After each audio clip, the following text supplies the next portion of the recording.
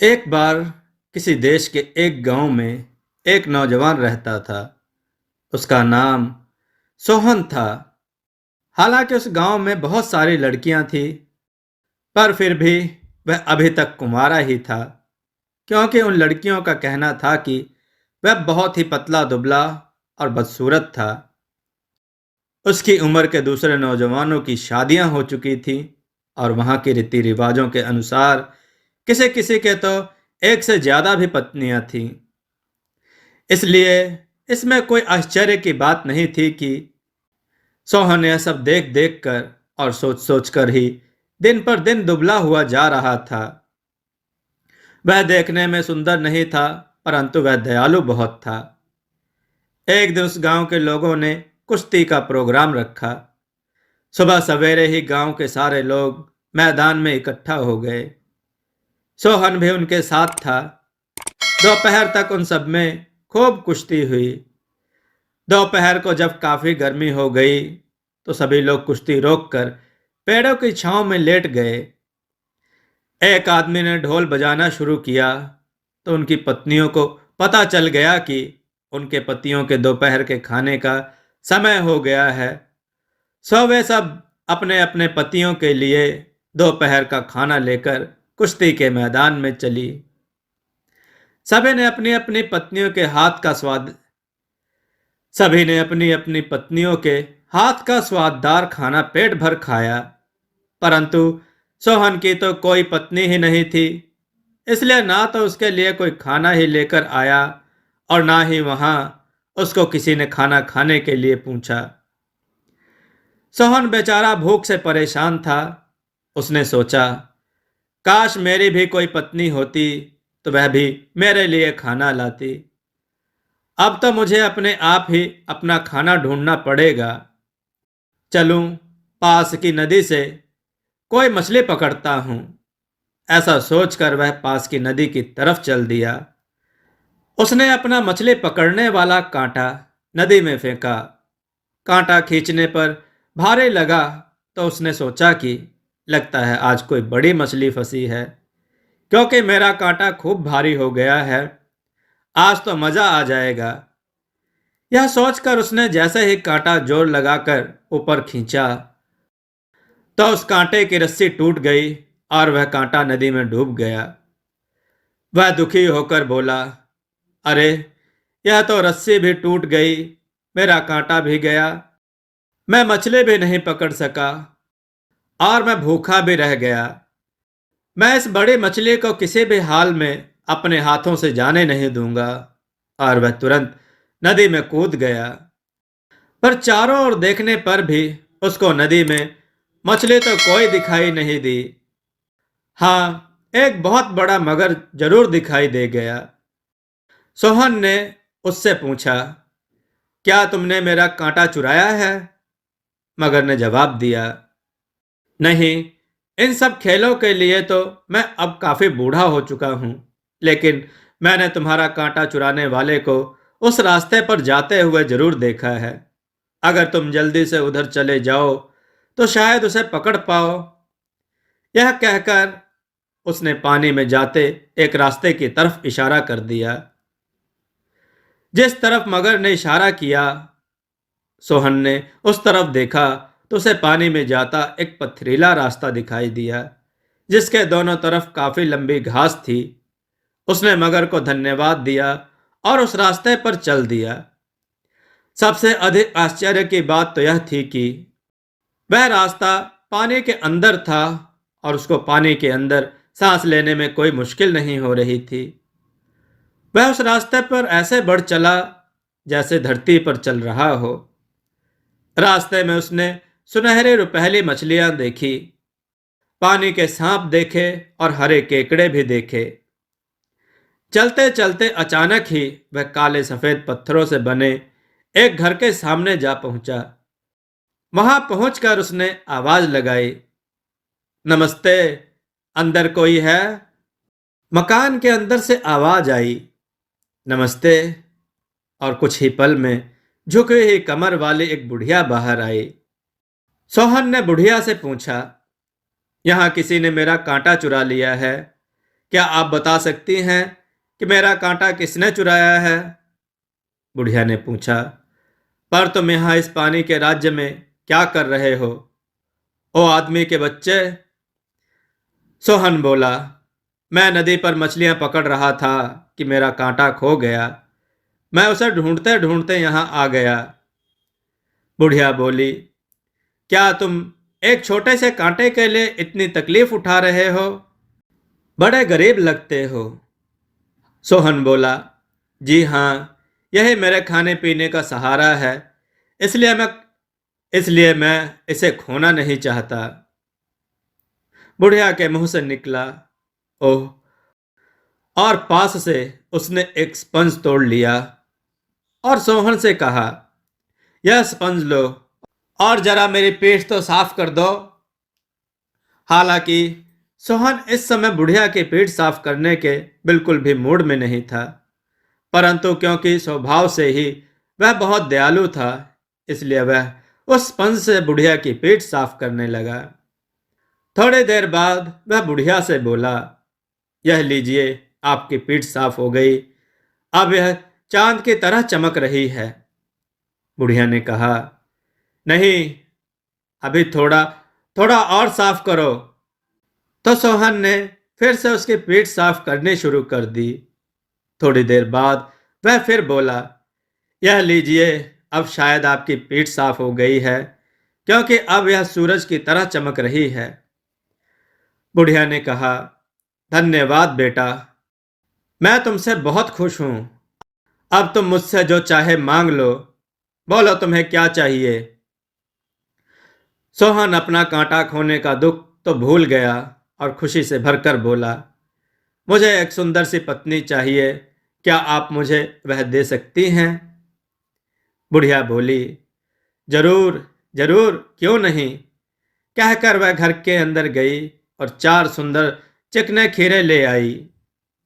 उन खीरों को सोहन को देते हुए वह बोली, लो, ये खीरे ले लो और घर वापस चले जाओ। जब तुम नदी के किनारे पहुंचोगे तब इनको तोड़ना। एक खीरे में से एक सुंदर लड़की निकलेगी, लेकिन याद रखना कि इन खीरों को नदी के किनारे ही तोड़ना, उससे पहले नहीं, क्योंकि ये लड़कियां तुरंत ही पीने के लिए पानी मांगेंगी और अगर तुमने इनको तुरंत पानी ना दिया तो ये सब गायब हो जाएंगी और फिर कभी नहीं आएंगी। सोहन को हालांकि बुढ़िया की इन बातों पर जरा भी विश्वास नहीं हुआ, पर फिर भी सिर झुकाकर उसने कहा, अच्छा जी। और वे खीरे उससे लेकर अपनी जेब में रख लिए। फिर बोला, धन्यवाद, मेरे ऊपर यह आपकी बड़ी मेहरबानी है कि आपने मुझे इतनी सुंदर भेंट दी। जैसा आपने कहा है मैं वैसा ही करूंगा। ऐसा कहकर वह वहां से अपने घर की तरफ चल दिया। रास्ते में उसने सोचा, अब मैं कभी अपना कांटा वापस नहीं पा सकता, इसलिए जब मैं धरती पर पहुंच जाऊंगा तब इन खीरों को खा लूंगा। धरती पर पहुंचकर उसने देखा कि वह बूढ़ा मगर अभी भी वहीं लेटा हुआ है। सोहन ने उसको नमस्ते की और ऊपर चल दिया। ऊपर अभी भी बहुत गर्म था, इसलिए वह नदी से कुछ दूर पर लगे एक पेड़ की छाया में बैठ गया। कुछ देर बाद उसने अपनी जेब से 4 खीरे निकाले और उनको अपने हाथों से उलटने पलटने लगा। वे उसे बहुत ही रसीले और ताजे दिखाई दे रहे थे। उसे बहुत तेज भूख लग रही थी, सो वह उन खीरों को खाना चाहता था।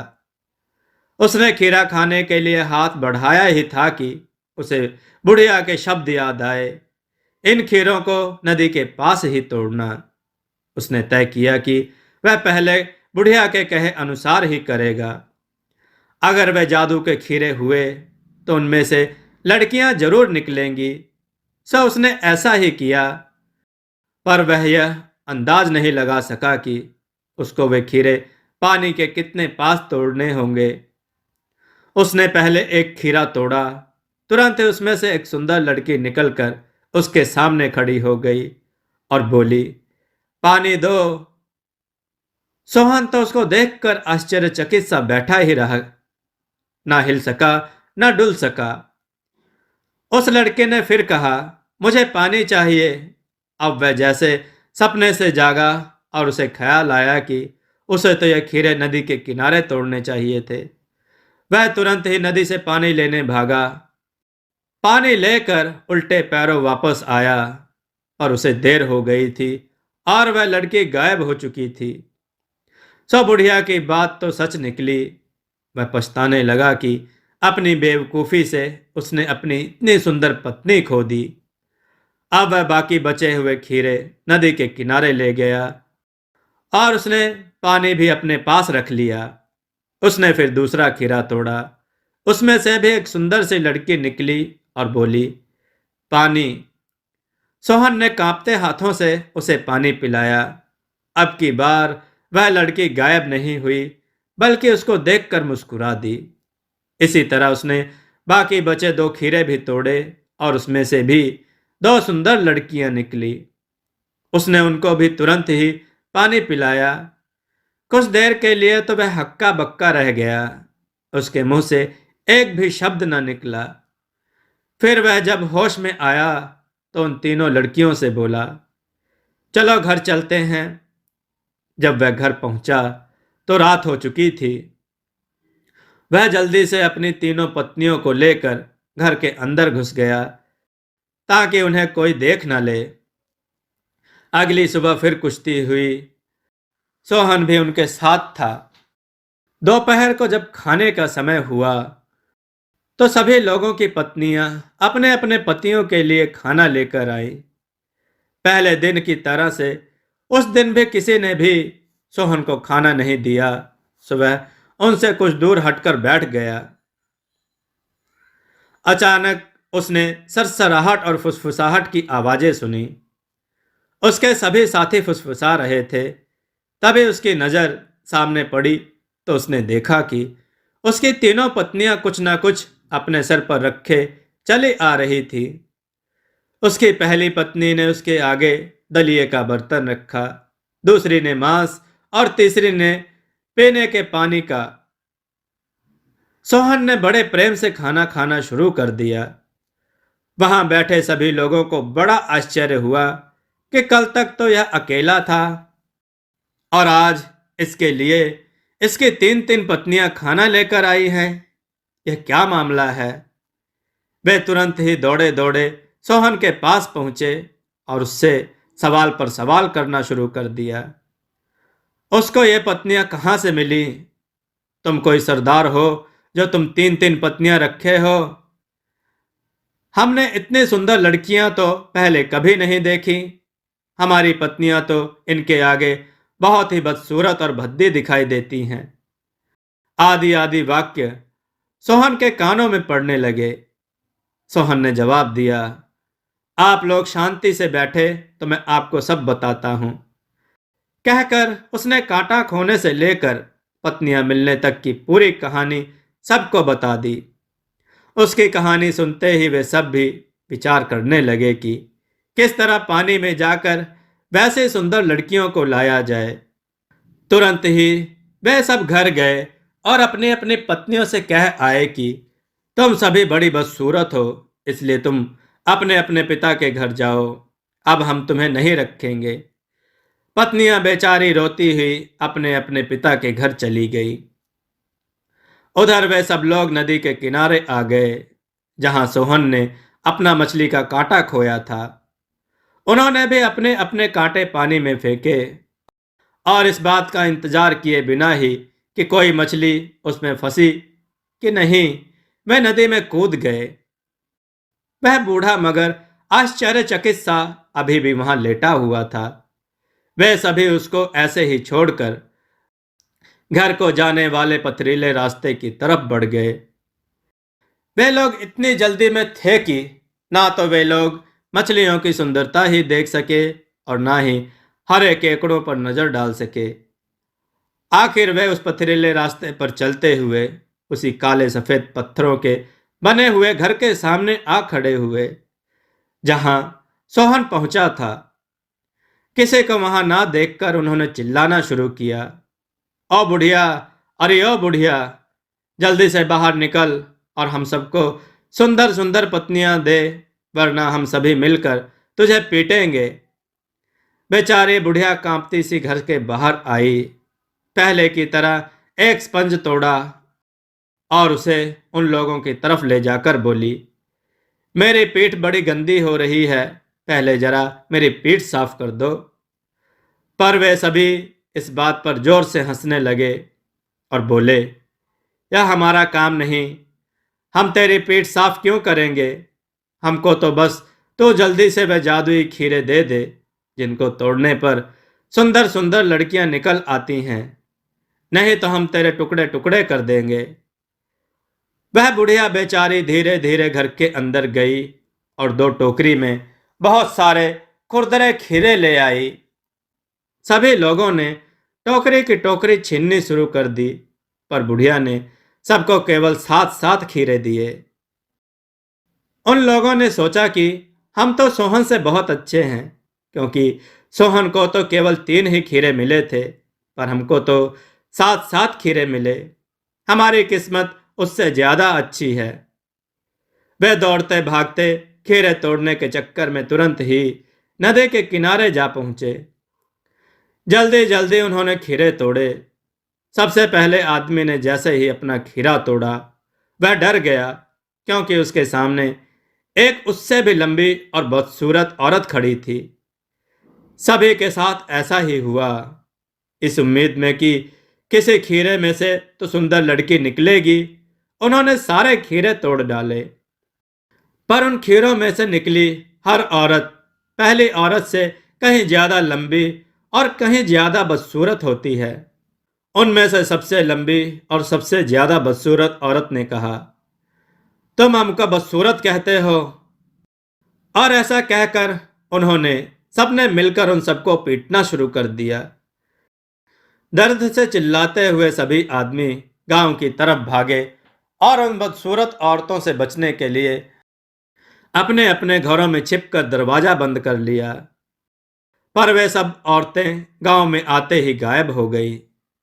जब सब कुछ शांत हो गया, तब वे लोग अपने अपने घरों से बाहर निकले।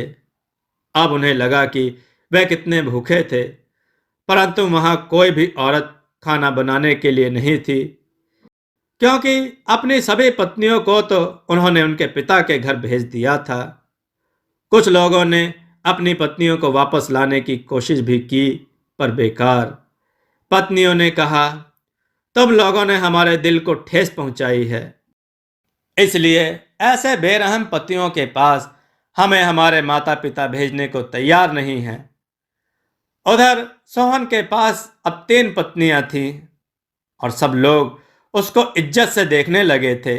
अच्छा खाना मिलने से अब वह सुंदर भी हो गया था। दूसरे लोगों को पत्नियों की खोज में फिर से दूर दूर जगह जाना पड़ा। फिर जब उनको पत्नियां मिल गई तो उन्होंने फिर कभी उनको बदसूरत नहीं कहा। दोस्तों, आपको यह कथा कैसी लगी? अपने विचार और सुझाव कमेंट में जरूर दें। हमारी कथाओं को लाइक करें, हमारे चैनल को सब्सक्राइब करना न भूलें। हमारी कथाओं को शेयर जरूर करें, जिससे लोगों को अच्छा ज्ञान प्राप्त हो। जय श्री राम भक्तों।